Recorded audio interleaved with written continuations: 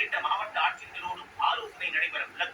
June 19ஆம் தேதியன்று தென் மாவட்டங்களைச் சேர்ந்த ஆட்சியர்களுடன் தலைமைச் செயலாளர் ஆலோசனை நடத்த உள்ளதாக தெரிவிக்கப்பட்டுள்ளது.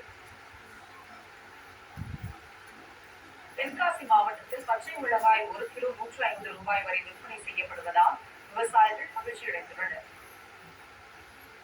தென்காசி மாவட்டத்தில் கீழப்பாவூர் மற்றும் ஆலக்குளம் சுற்றுவட்டார பகுதிகளில் அதிக அளவில் மிளகாய் மற்றும் காய்கறி பயிர்கள் சாகுபடி செய்யப்படுகின்றன. அண்மையில் பெய்த கோடை மழையின் காரணமாக சின்ன வெங்காயம், மிளகாய், கத்தரிக்காய் போன்ற பயிர்கள் மழைநீர் தேங்கி சேதமடைந்து விட்டது. இதனால் சந்தைகளுக்கு காய்கறிகளின் வரத்து வெகுவாக குறைந்ததை அடுத்து அதன் விலை 2 மடங்காக உயர்ந்துள்ளது. குறிப்பாக மிளகாய் வரவு மிகவும் குறைந்தது.